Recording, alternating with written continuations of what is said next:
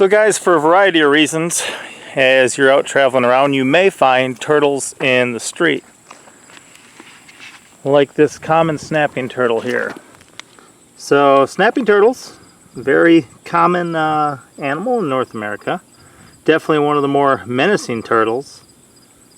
But they're also a very important member of kind of the natural ecosystem.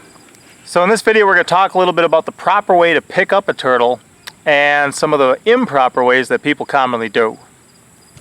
So a common thing that people do when they encounter a snapping turtle is, since they have such a long tail, they'll try to pick them up by the tail.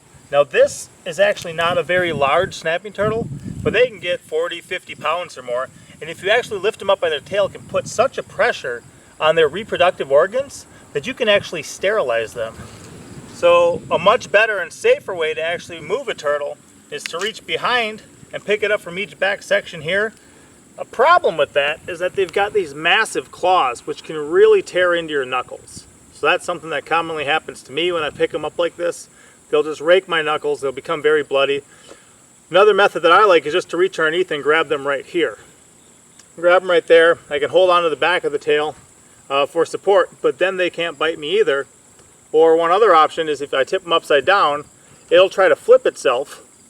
And what happens, so if I put it upside down, when it tries to tip itself, I can actually wait for its neck to pop out and grab it by the throat and then hang on to it by the throat and by the belly. I'm not going to show that one right now because it's not interested in that, but the best thing to do with the turtle is just to leave it alone. If you're going to help it across the street, there's proper ways to do it. If you just grab it by its tail and drag it, or grab it by its tail and lift it, you could do a lot of harm to the actual animal. So I definitely don't recommend that.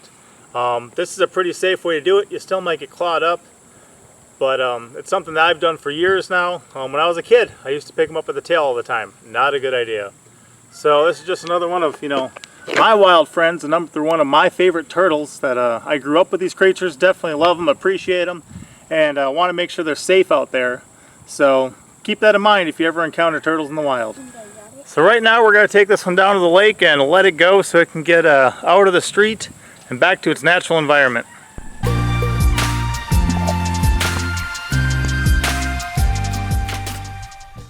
don't know if you guys can see it, but that snapper's out there.